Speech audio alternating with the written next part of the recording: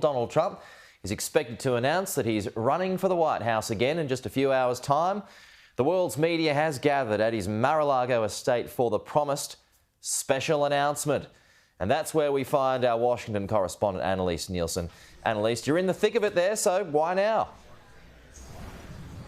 Well, if it's now, we think that there's a few different reasons why Donald Trump would want to announce. Of course, there's the looming threat of any of these cases against him coming to charges, especially from the Department of Justice. But also now that the midterms are out of the way, it seems like that was the one thing holding him back for the Republican Party, which he now seems all but frustrated with. And this does seem to be the announcement. Take a look at this media pack. I know you've seen this before in your time, but it is quite extraordinary. Having been to plenty of Trump events over the last 2 years myself, this is much more of a media pack than we've seen in a very long time. So we're not the only ones anticipating this announcement that he's set to run for the White House again in 2024. Of course, now that they haven't done that well in the midterms, the Republicans, that is, this is going to be a challenge for Donald Trump to win the party back, even though he's claimed for years that they couldn't survive without the support of his base. His biggest threat is fellow Floridian Ron DeSantis, who today, when he was asked about Donald Trump's special announcement, said that there were other things to consider.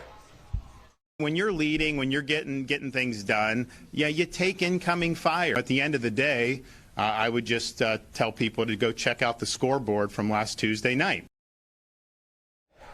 Pete, the other thing that makes today so interesting when it comes to the leadership of the Republicans is the fact that back in Washington, D.C., they're having their elections on who's going to lead them in Congress. Now, this is despite the fact they don't know whether they have a majority in the House of Representatives yet. Kevin McCarthy, a strong Trump ally, has been elected, even though he did seem to defect for a moment after January 6th, which certainly caught the ire of Donald Trump. In the Senate, it's on. What we're seeing is Mitch McConnell facing a threat from fellow Floridian again, Rick Scott. And so this is going to be another issue.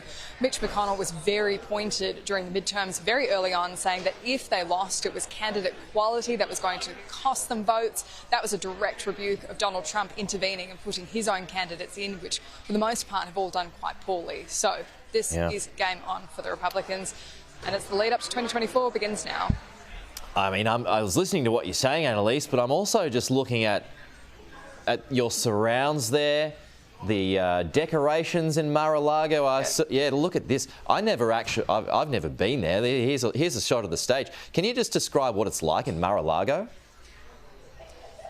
I spent 4 years on the Gold Coast for university. Strong Gold Coast vibes, I would say. It's very tropical outside, but this is all extremely ornate. We've got the chandeliers going, but the flag's up and the Make America Great Again signs. I think we're ready for an announcement today, and this does seem like he is set to do that again. It's not quite the golden escalator that we saw for his first time around, but we've certainly got a lot of gold to make up for it here. All right, GC vibes. There you go. Annelise Nielsen, appreciate that. We'll talk to you again soon.